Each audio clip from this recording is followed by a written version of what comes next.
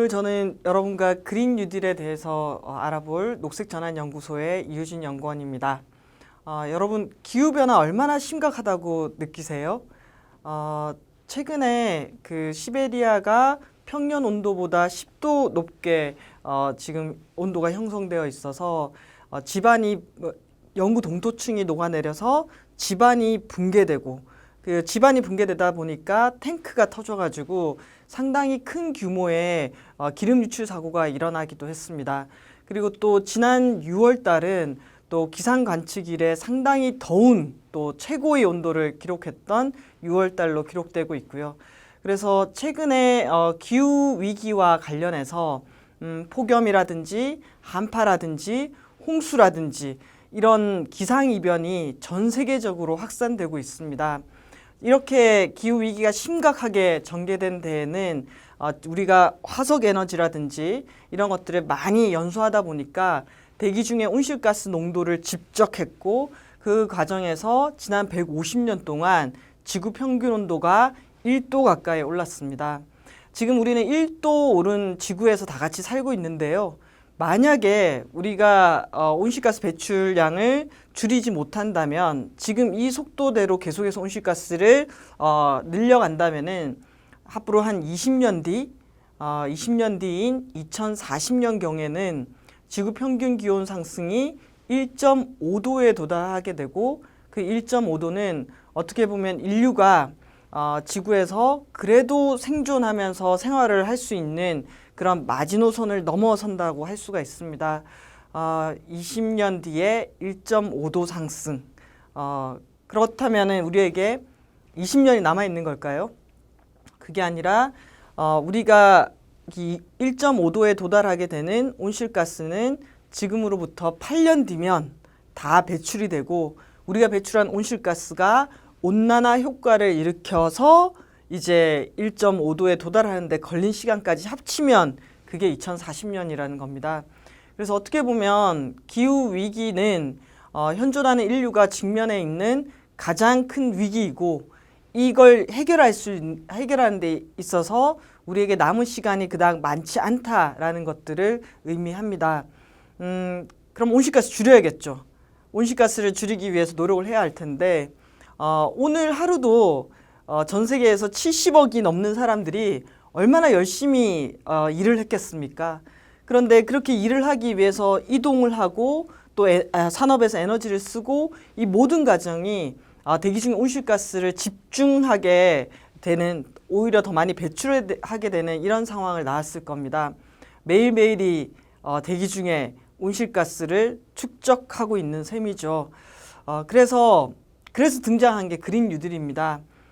우리가 인류에게 남겨진 시간이 얼마 되지 않았다면은 이 시간 동안 우리가 갖고 있는 자원과 돈과 시간 이런 것들을 집중해서 하루빨리 우리 전 세계의 경제를 탈탄소 사회, 그러니까 화석 에너지를 쓰지 않고도 작동하는 사회를 위해서 만들어가기 위한 하나의 수단으로서 그린 뉴딜이 등장하게 됐습니다. 전 세계적으로는 2019년도부터 본격적으로 논의되기 시작했고요. 한국 사회에서도 이제 2020년부터 논의되기 시작했습니다. 한국에서 그린 뉴딜이 논의되게 된 배경에는 코로나로 인해서 경제가 침체하게 됐고 이 경제를 살리기 위한 한국 사회의 어떤 기획이 필요하게 됐습니다.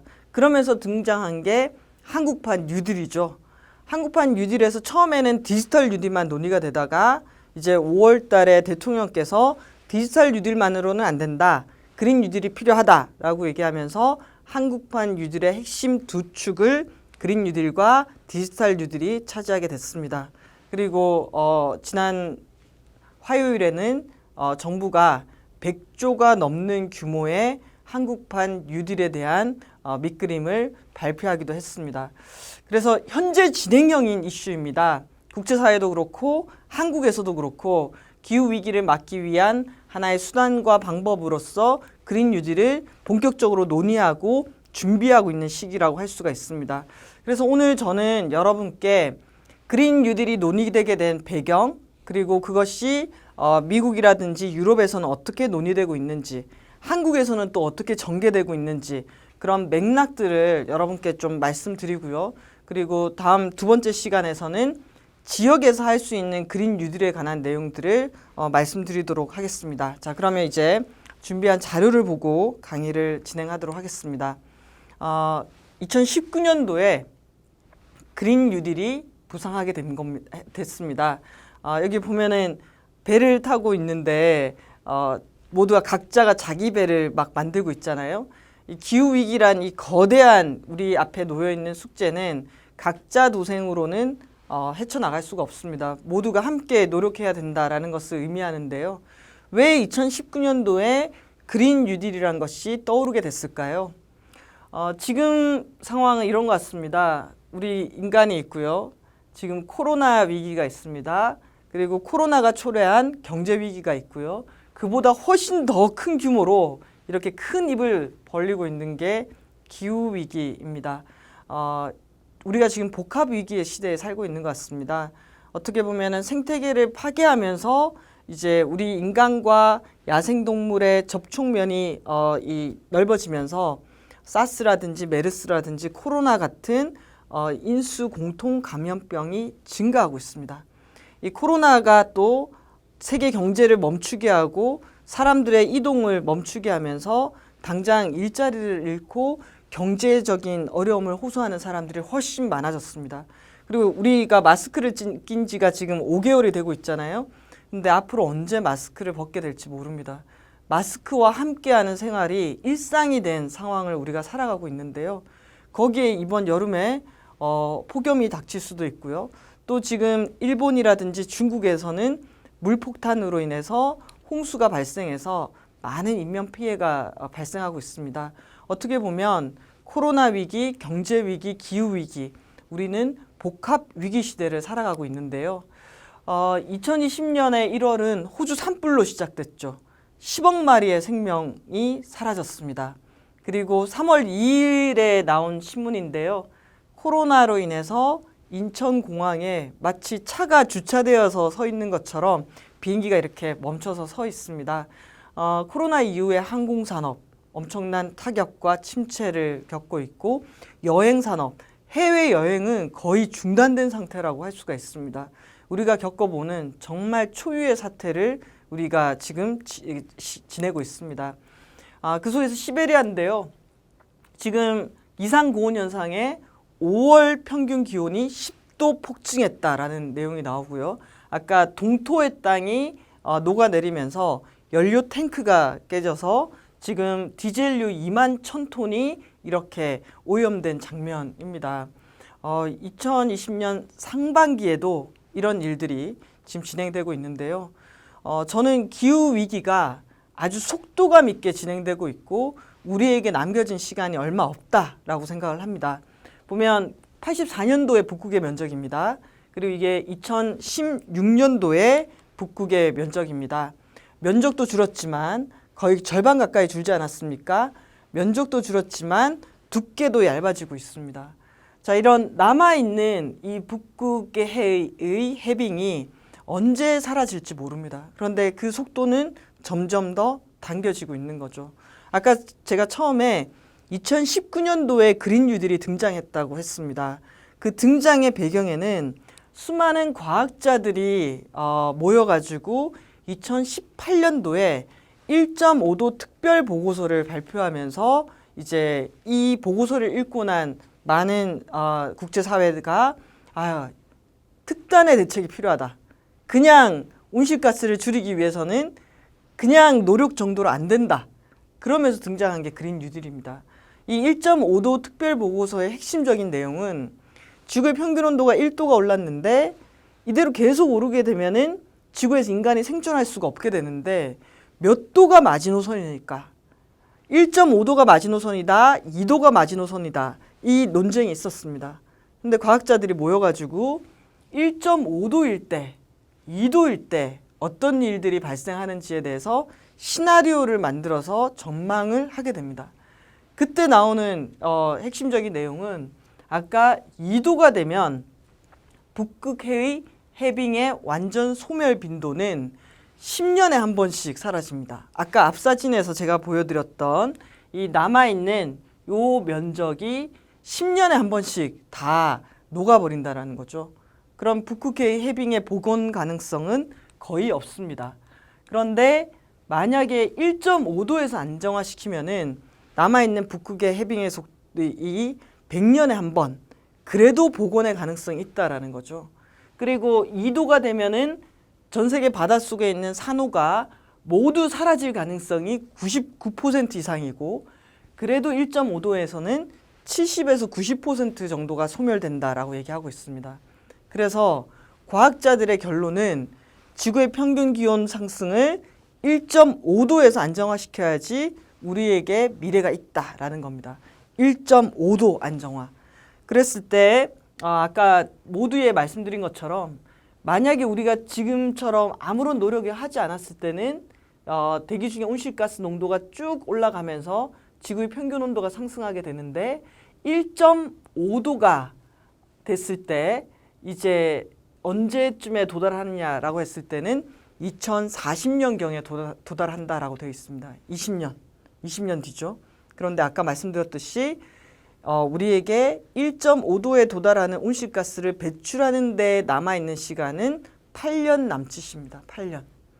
이렇게 8년 이 속도로 배출하게 되면은 1.5도에 도달하는 온실가스를 다 배출하는 셈이 되고, 그 온실가스가 온난화 효과를 일으켜서 1.5도에 도달하는 시점이 2040년이라는 거죠. 그래서 사실 우리에게 남아있는 시간은 10년밖에 되지 않는다. 그러면 그 10년 동안 1.5도에서 안정화하기 위해서 우리가 어떻게 해야 되느냐라고 했을 때는 여러분 이 그래프를 잘 보셔야 할 것 같습니다. 우리가 1.5도 정도에서 우리가 안정화시킨다면은 이게 전 세계 대기 중에 온실가스 농도의 증가 추시입니다. 보면 계속해서 늘어났죠. 우리가 지금 현재 2020년경에 여기에 와 있습니다. 이만큼을 배출하고 있습니다. 전 세계 총량입니다. 근데 이것을 어떻게 해야 된다? 이렇게 내려야 됩니다. 이렇게 내려야지 1.5도에서 안정화시킬 수 있습니다. 그래서 말씀을 드리자면은 2050년경에는 넷제로라 하면 플러스 마이너스 제로입니다. 거의 배출하지 않는 상태. 그래서 온실가스를 배출하더라도 우리가 나무를 심어서 CO2를 흡수해서 배출한 만큼을 제로로 만드는 상태를 넷제로라고 하거든요. 그래서 2050년에는 넷제로가 돼야 된다라는 겁니다. 그러면 평소에는 안 줄이다가 갑자기 넷제로가 될 수 없잖아요. 그러려면은 앞으로 10년 동안에는 우리가 현재 배출하고 있는 온실가스를 절반 가까이 줄이는 이런 변화를 만들어내야지 1.5도에서 안정화시킬 수 있다라는 겁니다. 어떠세요, 여러분? 온실가스는 우리 사회 모든 영역에서 배출이 됩니다. 특히 우리가 에너지를 쓸 때. 그런데 에너지는 정말 또 전 영역에서 쓰이죠. 공장을 돌리고 이동을 하고 또 냉난방을 하고 건물에 조명을 하고 수많은 영역에서 우리가 화석 에너지를 쓰면서 온실가스를 뿜어냅니다. 그런데 2030년까지 이 배출량을 절반으로 줄이라는 것은 지금 사용하고 있는 화석 에너지 소비 자체를 절반으로 줄여야 된다라는 것을 의미합니다. 우리가 이 엄청난 일들을 할 수 있을까요? 그런데 이 엄청난 일들을 하지 않으면은 대기 중에 온실가스는 계속 늘어나서 1.5도를 넘어서게 되는 거죠. 그래서 이 메시지, 2018년도에 과학자들이 발표한 1.5도 특별 보고서의 내용을 아주 진실하게 또는 아주 마음속 깊숙이 받아들인 그룹들은 행동하기 시작했습니다. 많이 행동하기 시작했고요. 그래서 보시면은 그 그래프가 의미하는 바를 깊숙이 이해한 영국의 시민들은 이렇게 움직이기 시작했습니다. 2019년 4월 22일입니다. 영국의 시민들이 영국의 자연사 박물관에 모여서 이렇게 점거하면서 시위를 하고 있습니다. 이 시위대의 이름을 멸종저항이라고 합니다. 이대로 우리가 온실가스를 줄이거나 기후위기에 대응하지 않으면은 인류가 멸종할 수 있다. 그러니까 어떻게 해야 된다? 우리가 극단적으로 지금보다 훨씬 더 집중해서 온실가스를 줄이기 위한 행동에 지금 나서야 된다. 그걸 우리는 이렇게 자연사 박물관을 점거하면서 보여주겠다라는 이런 활동들을 하기 시작합니다. 그리고 이 기후변화도 기후변화지만 전 세계적으로 또 한편으로 우리가 인류가 직면한 문제 중에는 심화되는 세계의 불평등이 있습니다. 옥스팜의 보고서인데요. 2017년도 보고서인데 전 세계의 억만장자 8명, 단 8명이 갖고 있는 자산이 전 세계 인류의 절반이 갖고 있는 자산과 비슷하다라는 겁니다.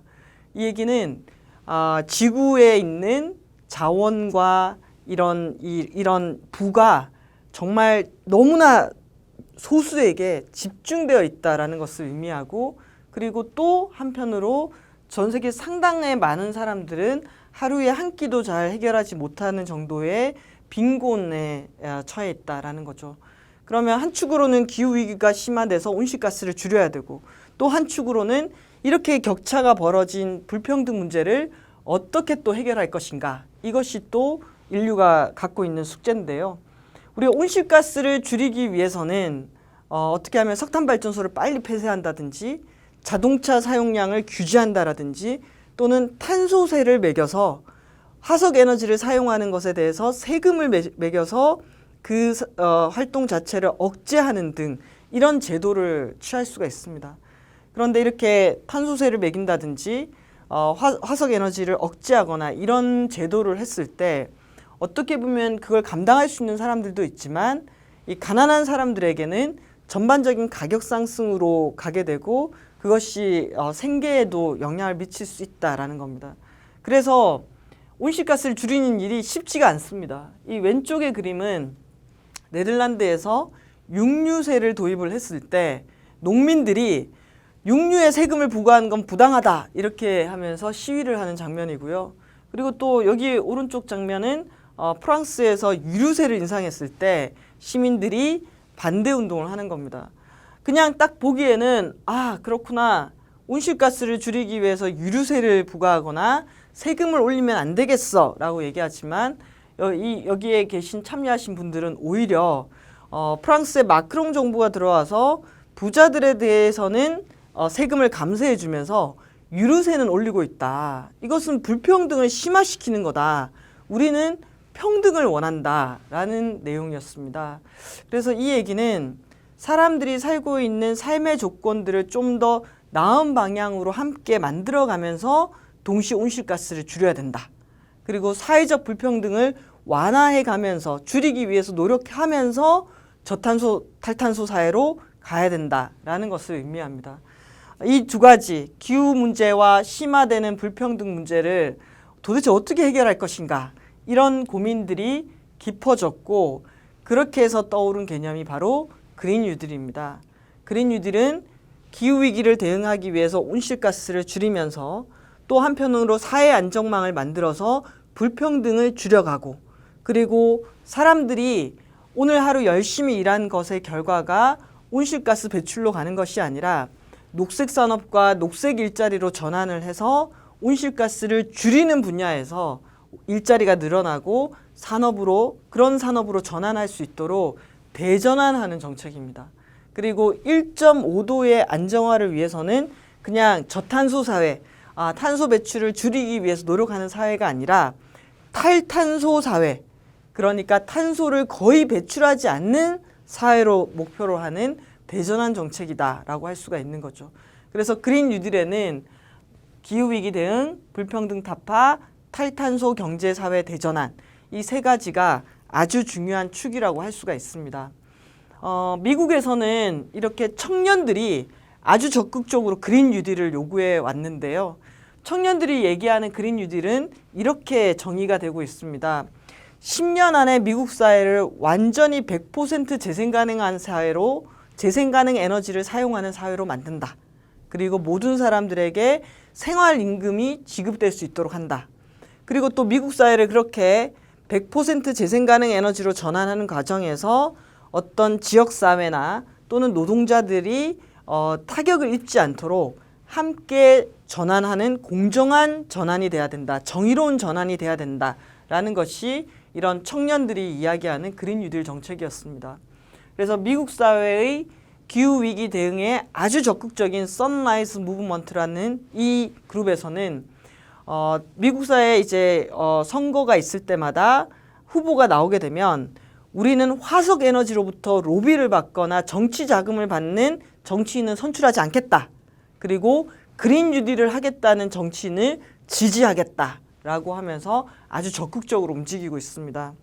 그래서 이런 운동에 기반을 둔 2019년도에 미국의 그린 뉴딜 그리고 EU의 그린 딜이 나오기 시작하고요. 미국의 그린 뉴딜은 기후변화 대응과 미국 사회 불평등 해소를 위해서 우리는 그린 뉴딜을 한다라고 얘기하고 있습니다. 그리고 목표는 100% 청정 에너지 그리고 2050년 전에 넷제로를 달성하겠다라는 것을 목표로 삼고 있습니다. 미국이 어마어마한 사회잖아요. 전 세계 이산화탄소 배출량, 온실가스 배출량 2위 국가입니다. 그 2위 국가가 2050년 넷제로를 목표로 그린 뉴딜을 하겠다라는 겁니다. 그리고 그린딜, EU의 그린딜은 기후위기에 대한 대응책이자 새로운 성장 전략으로 접근하고 있습니다. 2050년 넷제로를 달성한다라는 것을 목표로 하고 있고요. 그 목표를 달성하면서 만들고자 하는 사회는 미국은 공정하고 정의로운 전환을 통해서 탄소 중립 온실가스 배출을 달성하겠다. 일자리를 만들겠다. 사회적 약자들을 보호하겠다라는 내용을 담고 있고요.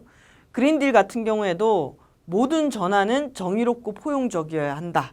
사람이 먼저고 이렇게 탄소 중립 사회 그리고 넷제로 사회로 만들어가는 과정에서 어떻게 보면 일자리를 잃을 수밖에 없는 예를 들면 석탄 산업이라든지 내연기관 산업이라든지 이런 산업에 종사하는 노동자와 산업과 지역 이렇게 도전에 직면할 사람들을 먼저 배려하겠다라는 내용들을 정책으로 담고 있습니다. 그럼 구체적으로 그린딜은 뭘 하자는 거냐라고 했을 때 미국에서는 인프라를 바꾸고 100% 재생 가능 에너지, 건물 에너지 효율화, 수송 시스템의 개혁, 지속 가능한 농업, 생태계의 보호와 복원 이런 것들을 담고 있고요. EU의 그린딜도 친환경 에너지, 순환 경제, 건축, 교통, 농업, 생물 다양성 상당히 다양한 영역에서 어떻게 하면 탄소 사회를 만들까에 대한 내용들을 담고 있습니다. 자, 이런 일을 하려면 뭐가 필요하죠? 돈이 필요합니다. 미국 같은 경우에는 바이든 지금 미국 민주당 후보죠. 바이든의 공약은 10년 동안 우리나라 돈으로 2,000조 가까이를 쓰겠다. 이 얘기는 1년에 200조 가까이를 써서 이 미국 사회를 탈탄소 사회로 만들겠다라는 내용이고요. EU의 그린딜은 10년 동안 1,354조, 약 1년에 한 140조 정도를 쓰는데요. 그런데 여기서 개별 회원국들의 독자 예산은 제외되어 있습니다. EU의 통합 예산으로만 이 정도를 쓰겠다라는 거죠. 그래서 상당히 큰 경제를 형성하고 있는 미국과 유럽이 2050년 넷제로를 목표로 온실가스 줄이는 것을 아주 중요한 정책으로 상위에 올리고 그 사회를 변화시키겠다는 겁니다. 미국의 그린 뉴딜은 아직 실현된 건 아닙니다. 민주당이 당선된다면은 본격적으로 정책으로 반영이 될 거고요. EU의 그린 딜은 현재 진행 중에 있습니다. 그런데 EU의 그린 딜은 저는 한편으로 EU의 그린 딜은 이런 특징이 있다고 생각합니다. EU는 교토의정서 때부터 시작해서 온실가스를 많이 줄이면서 경제 활동을 해왔습니다. 그런데 이번에 그린 딜을 통해서 우리 넷제로로 간다. 그리고 EU의 온실가스 감축 목표를 계속해서 상향해 가겠다. 그런데 왜 우리만 줄이지? 우리는 온실가스를 줄이면서 물건을 생산해내는데 한국 같은 나라는 계속해서 온실가스 배출량이 늘어나면서 물건을 생산하는데 가격 경쟁력에서 봤더니 EU 물건이 더 비싸다. 그럼 이거 우리만 손해인데 어떡하지? 라고 해서 나온 게 탄소 국경세입니다. 탄소 국경세는 이 물건을 생산하는 데 들어가는 탄소량을 측정해서 그만큼을 관세로 매기는 것을 의미합니다. 그래서 EU는 그린딜을 하면서 탄소 국경세 같은 것들을 도입해서 온실가스를 줄이기 위해서 노력하는 유럽연합의 기후 정책을 세계적인 표준으로 삼기 위한 이런 전략을 펼치고 있다라고 보시면 됩니다. 그래서 유럽은 그린딜 정책의 일환으로 2021년도에 탄소 국경 조정, 아까 제가 말씀드린 것처럼 자국 산업의 경쟁력을 보호하기 위해서 해외에서 오는 수입품의 탄소 배출에 비례해서 세금을 매기는 이런 탄소 국경세의 도입을 준비하고 있다라는 것들이 특징이고요. 그리고 EU의 그린딜은 이 2050년 목표를 상향으로 조정하면서 친환경 에너지, 순환 경제, 건축 아주 세부적으로 각각의 영역들에 대한 계획들을 하나하나 발표하고 있습니다. 특히 농업 분야에 있어서도 그전에는 농업 생산량을 늘리기 위해서 예산을 썼다면은 어떻게 하면 농업 분야에서 에너지 소비를 효율화하고 온실가스를 줄일 것인가에 대해서 예산을 투입하고 보조금을 주고 있다라는 것이 새로운 내용입니다. 그래서 그린 뉴딜은 현재 유럽에서는 우산과도 같은 정책입니다. 온실가스 감축이라는 거대한 큰 목표를 달성하기 위해서 온실가스 감축 최우선 정책, 동시에 아까 제가 말씀드렸던 노동이라든지 환경이라든지 안전이라든지 정의로운 전환을 통해서 불평등을 해소하고 전환의 과정에서 아무도 뒤처지지 않도록 포용을 강조하고 있습니다. 그리고 이걸 어떻게 달성하냐라고 했을 때 EU 예산의 25%를 온실가스 감축에 쏟는 등 실제 돈을 투입해서 변화를 만들어내는 거고요. 에너지뿐만 아니라 건물, 교통, 경제, 폐기물, 농업, 생물 다양성 등 전 영역에서 전환을 목표로 하고 있습니다. 그리고 탄소 국경세 같은 것처럼 온실가스 감축을 국제 질서, 국제 무역 질서와 연계하려는 전략도 하고 있고요.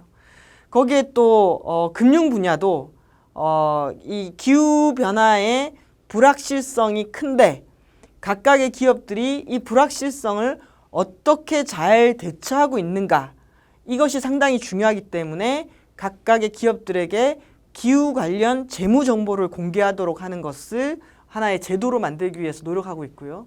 그리고 석탄 투자, 특히 주요 금융기관 100개가 넘는 전 세계의 금융기관들이 우리는 더 이상 석탄에 투자하지 않는다라고 하는 탈석탄 금융을 선언해서 실행에 옮기고 있습니다.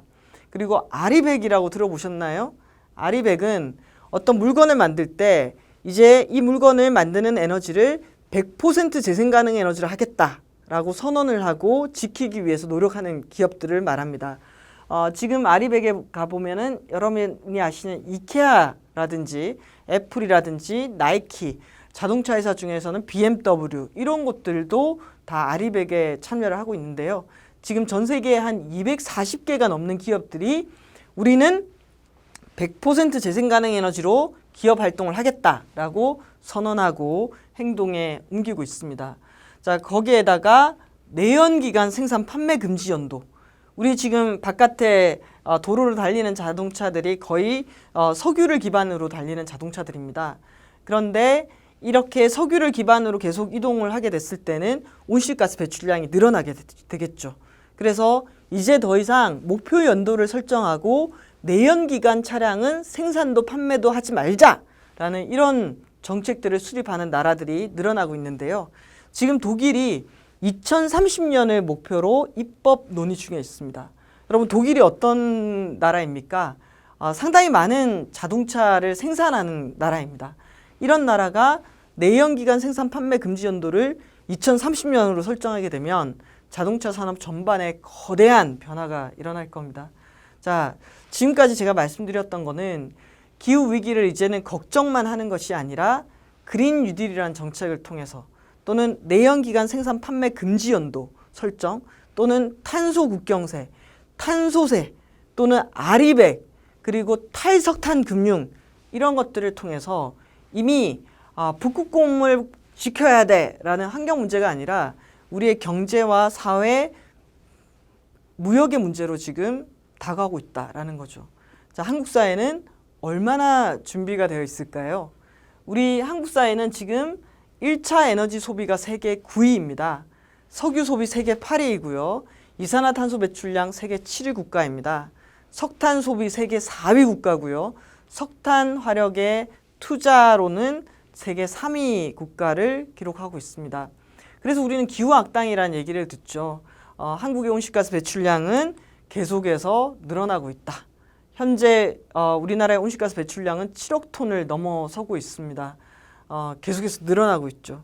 아까 제가 2050년까지는 넷제로, 그리고 앞으로 10년 동안에는 절반 가까이를 줄여야 된다고 했는데 우리는 계속해서 온실가스를 늘리고 있는 중입니다. 2000년을 기준으로 해서 온실가스 배출 추세를 보면요. 영국 같은 경우에는 2000년 대비해서 35%를 줄였습니다. 영국이 35%를 줄일 동안 한국은 47%가 늘어났습니다. 우리가 그동안 온실가스 배출을 줄이기 위한 노력들을 거의 안 해온 거죠. 온실가스 배출을 줄이려면은 화석 에너지 소비량을 줄이고 에너지를 전환해 나가야 합니다. 한국은 우리나라가 전기를 생산할 때 석탄 발전 의존도가 45%, 우리가 소비하는 전기의 45%를 석탄을 태워서 만듭니다. OECD 평균은 25%입니다. 어떻습니까? OECD 평균보다 우리가 20%나 더 많은 비중을 갖고 있다는 것은 지금 기후위기가 매우 심각해지는 시기에 상당히 부끄러운 일이라고 할 수 있죠. 어떻게 해야 됩니까? 저 비중을 줄이기 위해서 노력해야 할 겁니다. 그리고 재생가능 에너지 비중을 빨리 늘려야겠죠. 재생가능 에너지 비중은 앞서서 온실가스를 줄이는 것도 있지만 아리백과 같이 이제 이미 경제 문제로까지 연결되고 있습니다. 우리나라에도 기후위기 관련한 법과 제도가 없는 게 아닙니다. 우리도 녹색성장기본법, 기후변화 대응 기본계획, 에너지 기본계획 이런 것들을 만들었습니다. 그런데 지금까지 이 계획은 열심히 세웠는데 실제로 그걸 이행하거나 평가하거나 점검하는 체계, 경제성장이 더 중요하지 온실가스를 줄이는 것을 그 줄이는 것에 대한 약속을 지키고 이행하고 평가하는 체계는 상당히 신경을 많이 안 썼다라는 것을 의미합니다. 자, 오늘 하루도 여러분 에너지 많이 쓰셨을 거예요. 여러분 전기 없이 살기 어려운 세상이지 않습니까? 그런데 이 전기는 무엇으로 만들어지는 걸까요? 그리고 이 전기는 어디에서 만들어져서 나의 일상으로 또 나의 생활 반경까지 전달되는 걸까요? 우리나라 지금 동해안에는 원자력 발전소가 상당히 많이 위치해 있습니다. 그리고 서해안에 충청남도에는 석탄 화력 발전소가 많습니다. 우리나라의 석탄 발전소의 50%가 충청남도에 밀집해 있습니다. 그러다 보니 원자력 발전소가 있는 지역이나 또는 석탄 발전소가 있는 지역 주민들은 이런 발전소가 가까이 있음으로 인해서 여러 가지 피해가 발생을 합니다. 미세먼지 또는 CO2의 배출 또는 원전 같은 경우에는 위험에 대한 노출 또는 폐기물 문제 이런 것들을 갖고 있고요. 또 발전소가 있으면 뭐가 들어갑니까? 송전탑이 들어가게 됩니다. 그래서 어떻게 보면 도시에서 살고 있는 사람들은 전기를 아주 편리하게 쓰지만 누군가는 발전소 옆에 살고 있고 누군가는 송전탑 밑에서 생활하고 있습니다. 그리고 이렇게 하루하루가 싸곡싸곡 차여가지고 한쪽에서는 고준위 폐기물, 원자력 발전소를 돌리면서 발생하는 핵 폐기물이 늘어나고 그게 각각의 지역의 이 수조 안에 쌓여 있고 또 한쪽에서는 석탄을 태움으로 인해서 이 CO2가 배출이 되고 미세먼지가 배출이 됩니다. 어떻게 보면 오늘 하루도 우리의 편리한 생활, 우리의 경제 생활 이걸 떠받치기 위해서 많은 지역 주민들은 조금은 힘든 삶을 살고 있고 또 많은 지역 주민들은 그 발전소를 가동하면서 발생하는 환경적인 사회적인 비용들을 다 이렇게 영향을 받고 치르고 있다라는 거죠. 그 속에서 아까도 보셨지만 우리나라의 석탄 비중, 원전 비중, LNG 비중, 화석 에너지에 대한 비중이 높고 재생가능 에너지 비중은 매우 낮습니다. 이렇게 기후 위기가 심화되는 상황에서 이게 현재 2018년도의 한국의 데이터인데요. 자, 이 비중을 그대로 2030년까지 우리가 갈 수 있을까요? 이대로 가서는 안 되겠죠. 그래서 에너지 전환이 필요하고 변화가 필요하다고 할 수가 있습니다. 대통령께서 6월 1일 한국판 뉴딜은 그린 뉴딜과 디지털 뉴딜 두 가지로 간다라고 얘기를 하셨어요.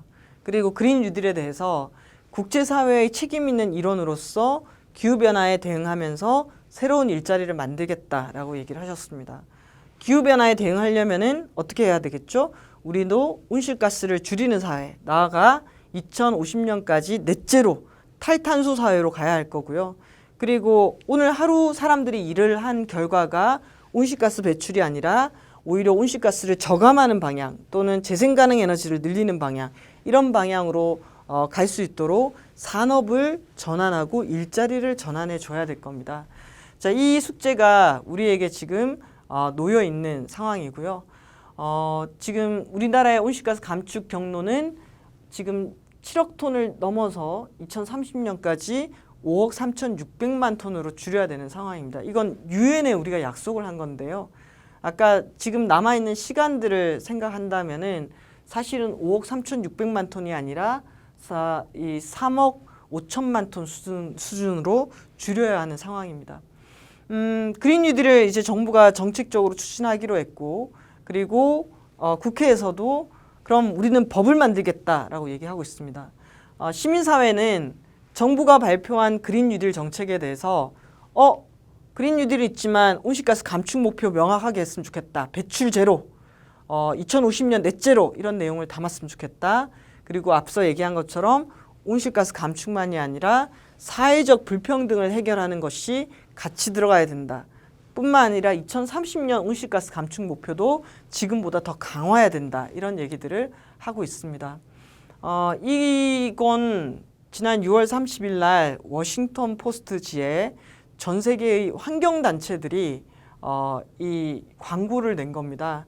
어떻게 보면 메시지 광고인데요. 내용은 문재인 대통령님, 이게 한국이 추구하는 그린 뉴딜입니까? 라는 내용이에요. 이 포스터, 이 광고의 배경에는 한국이 여전히 인도네시아나 베트남에 석탄 화력 발전소를 짓는 일에 자금을 대고 참여하고 있다라는 것에 대해서 이제 따끔하게 지적하는 겁니다. 그래서 그린 뉴딜, 우리가 그린 워싱이라고도 하죠. 녹색이라고 얘기하면서 사실은 녹색이 아닌 것들을 구분해야 된다라고 얘기를 하는데요. 한국의 그린 뉴딜이 어떻게 가는지에 대해서 국제사회도 관심을 갖고 있다라고 할 수가 있습니다.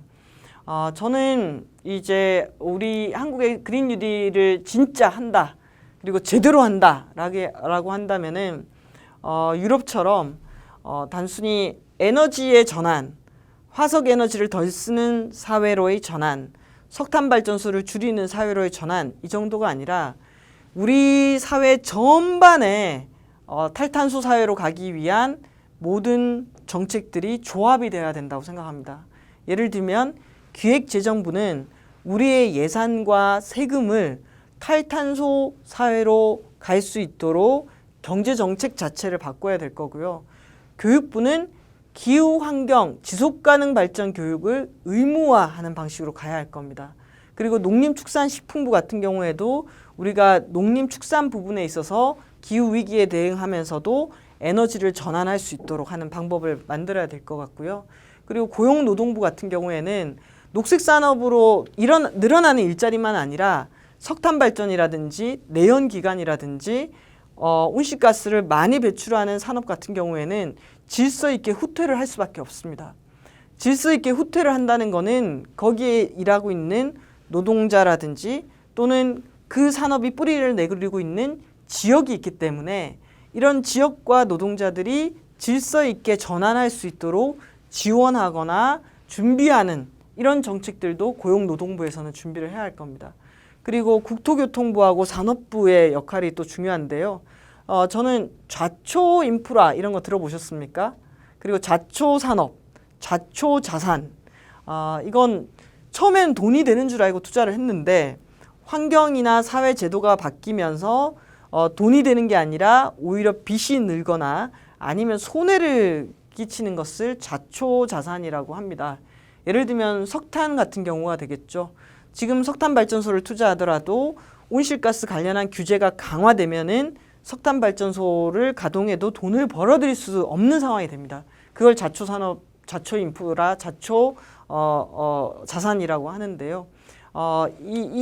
그런 것들에 대해서는 이미 우리가 돈을 투입했으니까 그래도 이것까지만 하고가 아니라 어떤 경우는 빠르게 결단하고 방향을 전환하는 것이 저는 오히려 더 바람직하다라고 생각을 합니다. 그래서 보면 국토부 같은 경우에는 전 좌초 인프라가 있다라고 생각하는데요.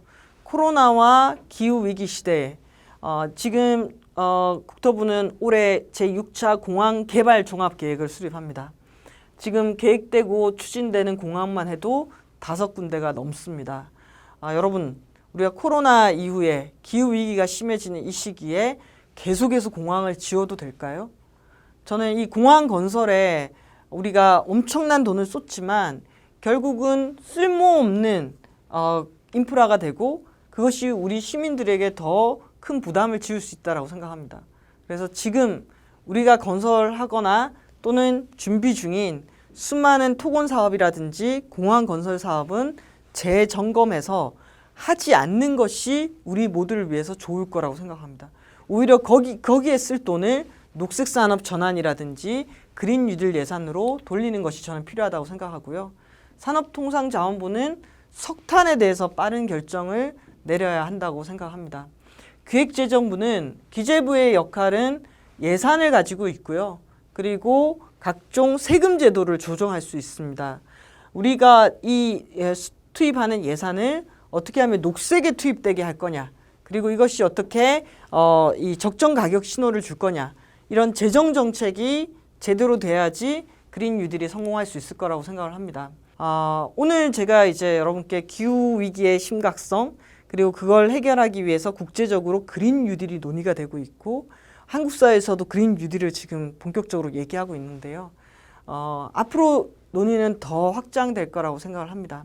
11월 달에 미국 대선의 결과가 미국마저도 그린 뉴딜을 실행한다라고 했을 때 그게 우리에게 미친 영향이 클 겁니다. 그리고 국가기후환경회의에서 하반기에 에너지 세제라든지 전기요금에 대해서 논의를 할 거고요.